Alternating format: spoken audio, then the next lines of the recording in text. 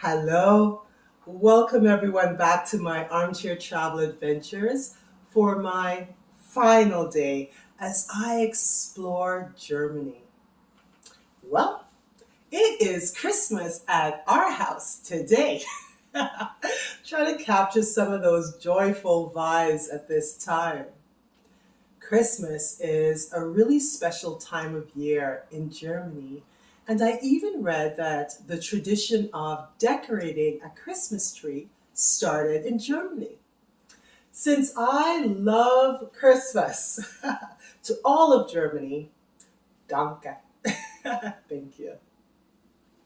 I was talking with a friend and she was sharing some of her family traditions. They're a German family. And she was saying that December 6th is known as St. Nicholas Day. So on the eve, the kids would put their shoes outside and the parents, or St. Nicholas, will fill them with sweets and treats and candies.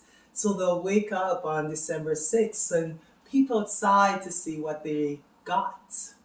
I think that's a tradition I'd like to start for myself this Christmas. Another German tradition is Adventskranz, or the Advent Wreath. This is decorated with fir or pine branches, and you'll also see 4 candles symbolizing the 4 weeks prior to Christmas. In Germany, the tradition is not to light the Christmas tree until Christmas Day.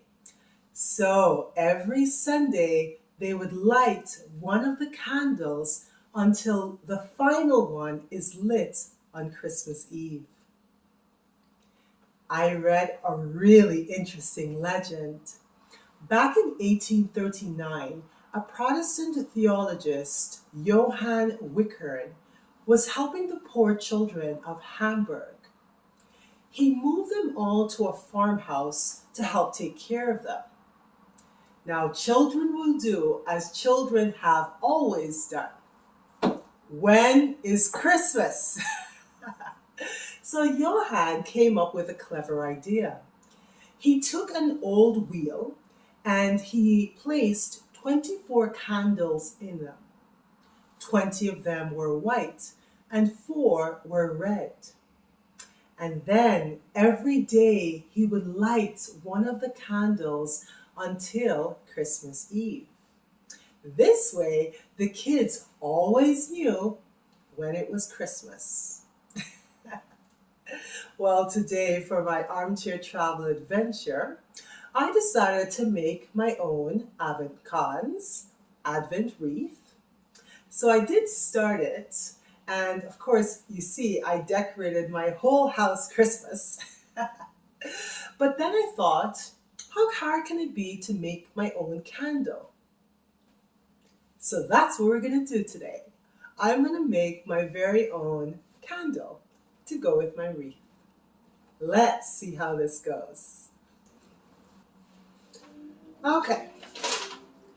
The instructions say we need a container for our wax. So we have our 2 glasses. We have wicks clips, 3 blocks of dye. So I have red, blue, and yellow. Okay. This is vanilla. Ooh, so this is the fragrance block that it comes with. 2 wooden dowels and a thermometer.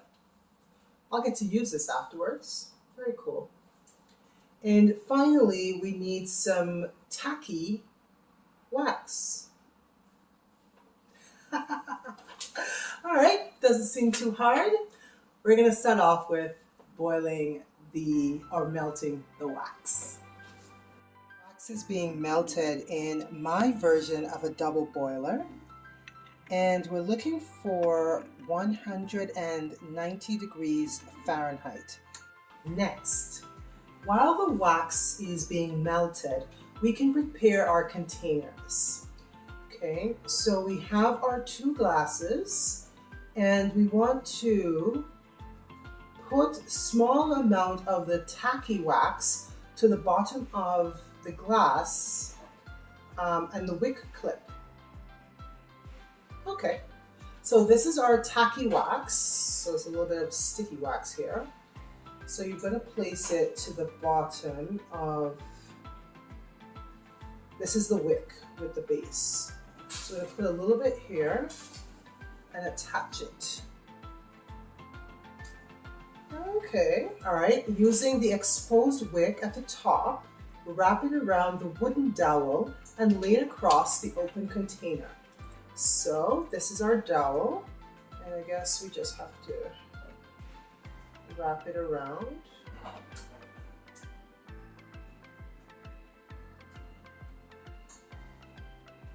I read that you could also place little flowers inside of your candle. So I think I'm going to try that, just to put a little bit of a flower that I had left over from a bouquet I had this week.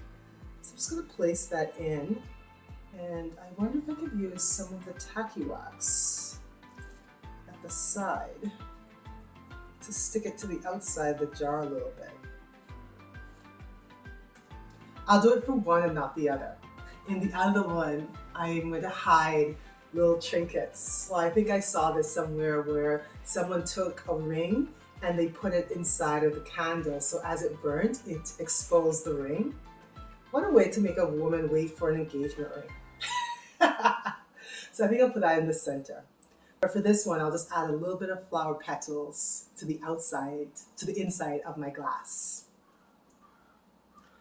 I don't know how it'll come out, but we'll see together. In the original package, the blocks look like this, and you are supposed to start to shave off how much of the dye you'd like to use. So I am just going to add a little bit more shavings to the melted wax because I want a good, rich red color. Oh, beautiful. Beautiful. I did receive the beautiful red color that I was looking for, and I ended up using the entire block of dye, but that makes sense. I used 2 blocks of wax because I'm making 2 candles. So going forward, half a block of dye would be good for 1 candle. We can now add the scent. So I took off a piece of the vanilla block as well, the vanilla fragrance. I'm just going to add that, and I'll just use a little bit so it's not too overpowering, and I'll just let this melt as well. My house starting to smell of vanilla. It smells really good. All right, moving on. Okay, so we've put the colors perfect, we've added our fragrance, and now we get to pour the wax into our glass containers. Okay, let's start pouring.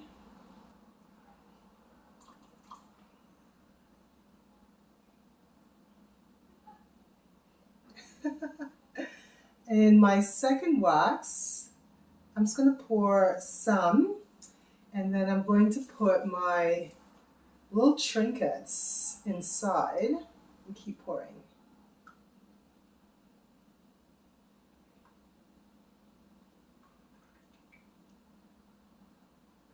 Oh, this one didn't quite make it to the top. All right, what's next? Okay, so I guess 45 minutes after pouring, we need to use the dowels provided to poke holes towards the wick to allow for more airflow, but we need more wax. We don't have any more wax. Okay. And then we get to fill.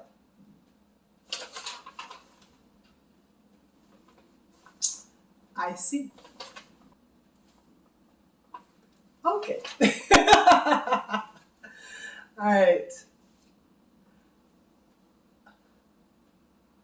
Maybe what I'll do is try and reheat my container to see if I can get even a little bit more wax out of this, but it doesn't look too bad. Well, alrighty then. You know what? At least I can say they're mine. I made my own candle. Very fun adventure.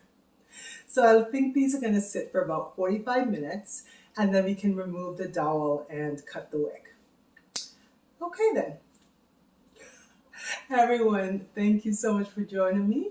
Danke. I so very much appreciate it. Enjoy the rest of your weekend. Tschüss.